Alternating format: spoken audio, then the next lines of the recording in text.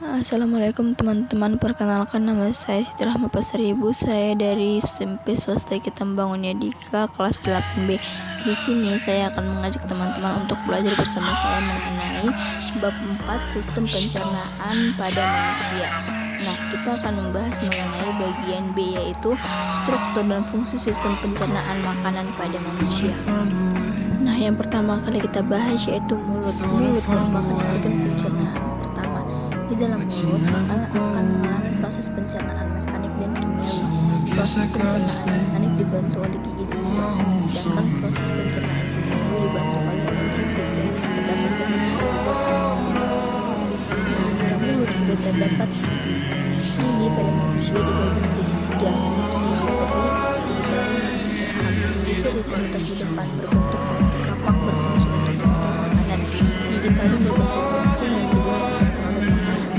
Di bagian belakang gigi taring terdapat geraham. Geraham mempunyai dan geraham berfungsi untuk menghaluskan makanan. Nah, selain gigi ada juga lidah. Lidah pada mulut berperan dalam proses pencernaan, membantu mengatur letak makanan dalam mulut dan mendorong makanan menuju kerongkongan.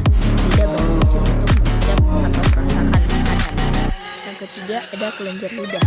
Kelenjar lidah dalam rongga mulut ada 3 pasang, yaitu kelenjar parotid di bawah tengah, kelenjar submandibularis di rahang bawah, dan kelenjar submandibularis di bawah lidah.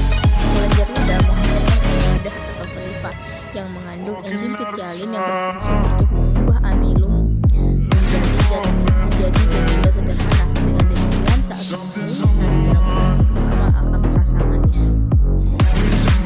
Nah, setelah mulut ada kerongkongan. Kerongkongan berfungsi sebagai jalan bagi makanan yang telah dikunyah dari mulut menuju lambung. Kerongkongan tersusun atas 2 lapisan otot, yaitu otot melingkar yang membungkus lingkaran kerongkongan dan otot memanjang yang melapisi sepanjang kerongkongan. Kontraksi otot memanjang dan melingkar secara bergantian dapat mendorong bola-bola makanan masuk ke lambung. Gerakan demikian disebut gerakan peristaltik. Di sebelah depan kerongkongan terdapat saluran pernapasan yang disebut trakea atau tenggorokan. Trakea menghubungkan rongga hidung dengan paru-paru. Ketika menelan makanan, lubang menuju tenggorokan ditutup oleh tulang rawan yang disebut epiglotis. Epiglotis berfungsi mencegah makanan masuk ke paru-paru. Yang ketiga ada lambung vertikulus. Lambung terletak di dalam rongga perut sebelah kiri. Lambung terbagi atas 3 bagian, yaitu kardiak bagian atas, dan tubus bagian tengah, dan pilorus bagian bawah. Di dalam lambung terjadi pencernaan secara mekanik maupun kimiawi. Pencernaan secara mekanik membuat lambung yang menghasilkan dan sementara pencernaan secara kimiawi dibantu oleh getah yang menghasilkan dinding sarung. Satu, asam klorida atau HCl berfungsi membunuh mikroorganisme yang masuk bersama makanan dan mengaktifkan enzim pepsinogen menjadi pepsin. 2. Enzim pepsin berfungsi memecah protein menjadi peptid. 3. Enzim renin berfungsi mengendapkan kasein atau protein susu. Makanan yang telah dicerna dalam lambung akan menjadi seperti bubur yang disebut chyme. Makanan umumnya bertahan lama selama 3-4 jam di lambung. Makanan yang berserat dapat bertahan lebih lama lagi. Makanan yang telah dicerna oleh lambung selanjutnya menuju ke usus halus. Nah, berarti saat kita masukkan makanan ke dalam mulut lalu disalurkan melalui kerongkongan, nah nanti berarti di lambung itu nanti makanan itu akan diproses. Selanjutnya yaitu ada usus halus atau intestinum. Usus halus merupakan tempat penyerapan sari-sari makanan. Usus halus terdiri atas 3 bagian, yaitu usus 12 jari duodenum, usus kosong jejunum, dan usus penyerapan atau ileum. Yang pertama ada usus 12 jari duodenum. Disebut usus 12 jari karena panjangnya sekitar 12 jari berjajar paralel. Pada duodenum terdapat muara 2 saluran pencernaan, yaitu dari kantong empedu dan pankreas. Getah empedu berfungsi untuk mengembuskan lemak. Pankreas menghasilkan getah pankreas yang mengandung enzim sebagai berikut.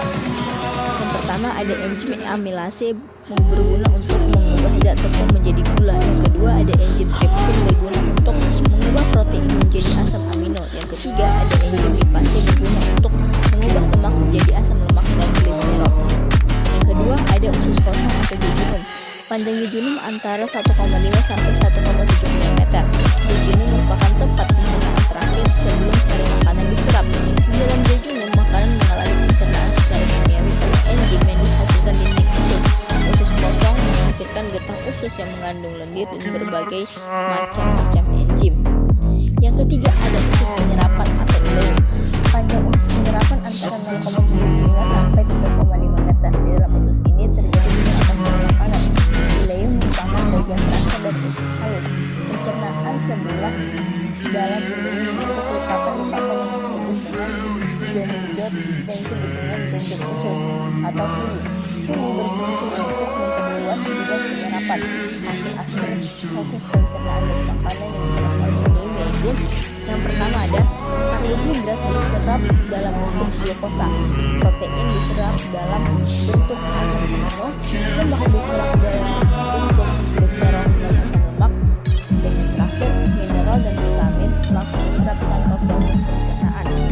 Setelah diserap, sari makanan akan diangkat oleh sel darah merah dan diedarkan ke seluruh tubuh melalui pembuluh darah dan pembuluh kecil atau pembuluh getah bening. Glukosa dan karbohidrat dari protein diserap oleh jantung menuju pembuluh darah, sedangkan asam lemak dan gliserol dan sisa-sisa makanan yang sudah tidak bisa diserap oleh usus halus akan disalurkan menuju usus besar.